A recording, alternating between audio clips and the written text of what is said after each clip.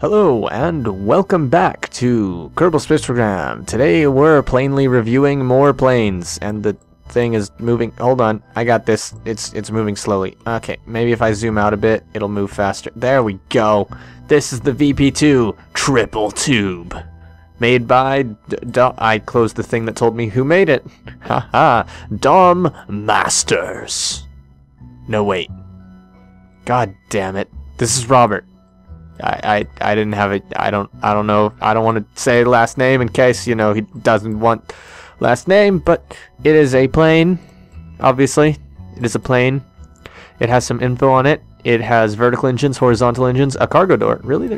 Oh, these are cargo bays. Oh, cool. It's got double cargo bays. That's neat.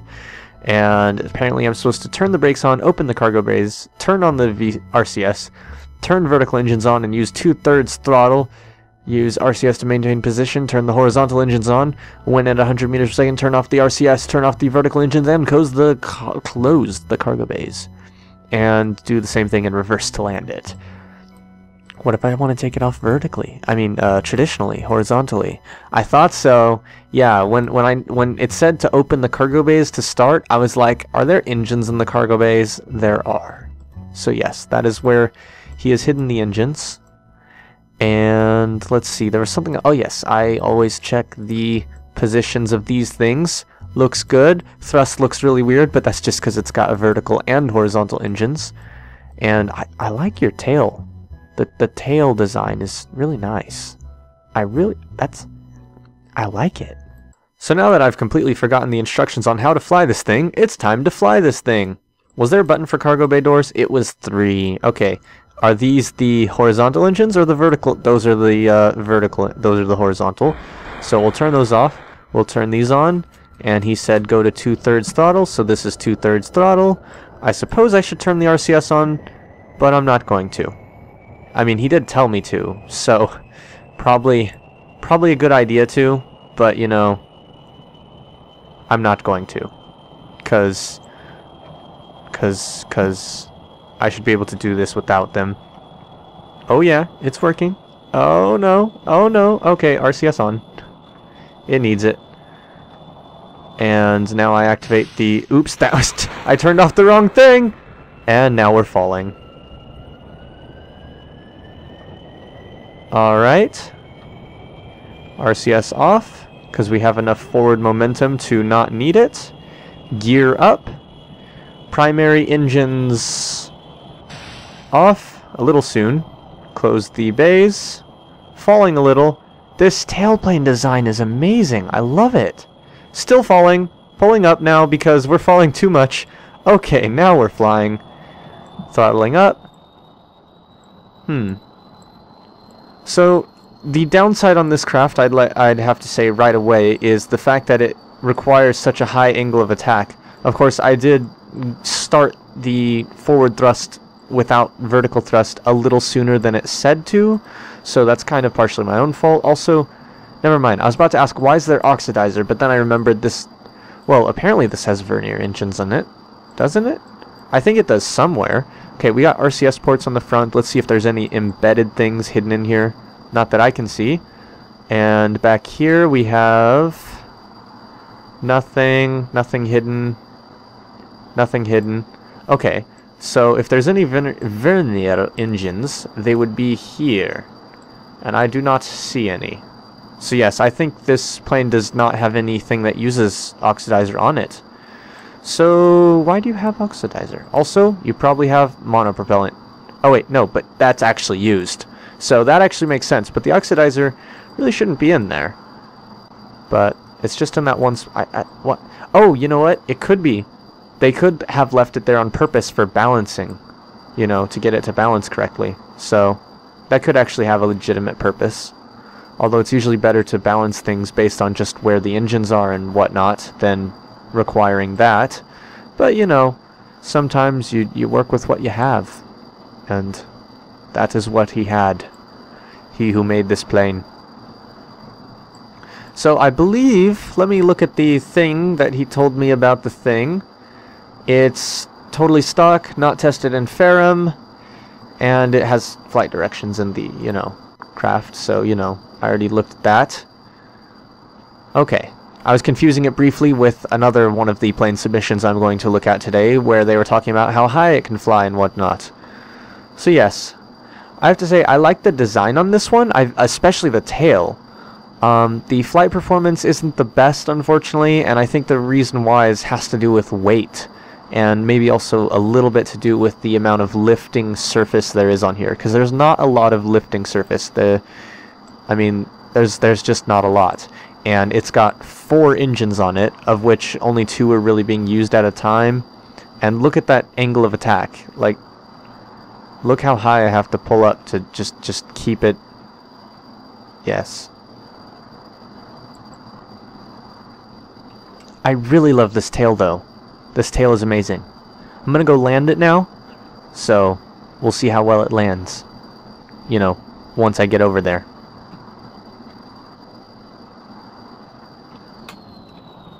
Okay, opening cargo bay doors, activating primary engines, deactivating secondary engines, transitioning to vertical thrust mode, turning down throttle to 1/3 to assist in losing altitude, and turning sideways for no apparent reason.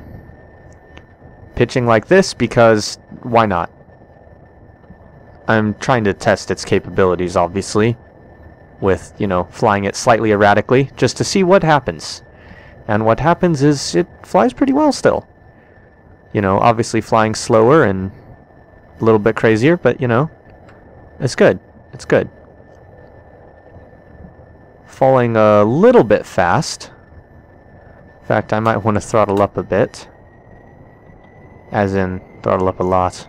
Not a lot, but, you know, a little bit. And throwing down the landing gear. Turning on the RCS for assistance in landing. Turning down the throttle again, because we really want to drop lower. Slowing down a bit too much. Turning up the throttle because I've turned it down too much. And now we're dropping onto the back of the administration building, and everything is fine.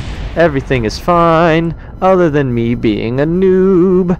That would have landed perfectly if I didn't do what I did. Let's pretend I didn't just blow that up. So our next plane is inspired by the XCOM series. This is the X-37 Corsair Interceptor. It was the first aircraft purpose-built to battle extraterrestrial craft. The Corsair is a subjectively straightforward upgrade from the F-17 Condor. It is significantly faster, tougher, and better armored than its predecessor, while maintaining the same maneuverability and weapon hardpoint configuration. The design is evolutionary rather than revolutionary. Most of the gains have been from reproducing existing systems using more efficient alien technology and materials. The Corsair, therefore, remains a general-purpose dogfighter, unable to carry heavy missiles, but agile enough to deal with most situations. Luckily, I have all that there to just read. I can eject with it. That's nice. And it's supposed to be fitted with Gatling/laser/plasma turrets or some missiles, but as this is stock, we do not have those, because he did not make them in stock. And this thing has an ungodly amount of intake power. And I'm guessing that's because it's supposed to fly super high and super fast. It's got a very small amount of fuel. It's a very lightweight plane, and it's got a hole in the middle. Just ignore that. Ignore that. And, oh wow, he's using intakes as structural parts here on the end. That's really neat. Let's take a look at the alignment of these. See, this good. We shall see how maneuverable and fast it fly. Now this plane, Now this time, I have the name right. It's Dom, not Dom Masters. If I said Dom Masters before, this is not Dom Masters. This is a different Dom. This is... he goes by Xylene Gaming now. He changes his name all the frickin' time. Good to her. And your plane is going to the right slightly. I don't know why it did that, but it did. So let's turn like this. See how quickly that turns. See how unstable it gets. Turns very quickly. Not really unstable. That's a good thing. Very fast, agile. Very sharp-edged. Very embedded control surfaces in other part of thing. Oh, but they're inactive so that they stay static. I really like that, because I always hate when there's control surfaces that are like embedded in another part and then they're active and you see them like moving through solid metal basically, and it's just really dumb whenever you have that happening.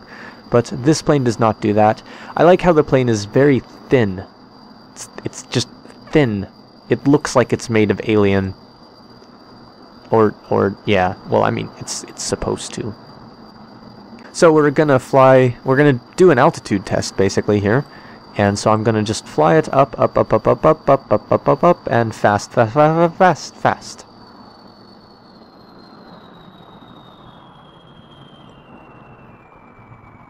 So here we are approaching 20 kilometers, and we still have a fairly good amount of intake air available to us. And of course I'm rising at a much slower pace now to, you know, give us time to get more speed and also not just quickly stall out from going too high far too fast. Of course we do have an insane angle of attack at this point, but that's kind of a normal KSP thing at this altitude. And so here we are, going faster and higher than well, actually not, well, faster and higher than before in this series, but you know, in general, not so much. So yes, we 23 kilometers and still rising, although slower now. Still have intake air. We're starting to lose our altitude of ascent, so I'm pitching up, slightly, almost stalled there a little bit, and we are now falling. Still haven't run out of engine power. Getting an even more insane angle of attack as I try to get a little bit of lift out of this, salvage some. The engines are probably going to just completely cut out any moment now. But not that it matters, because we are like basically stalling out and falling and producing more drag than lift, even with KSP's insane physics.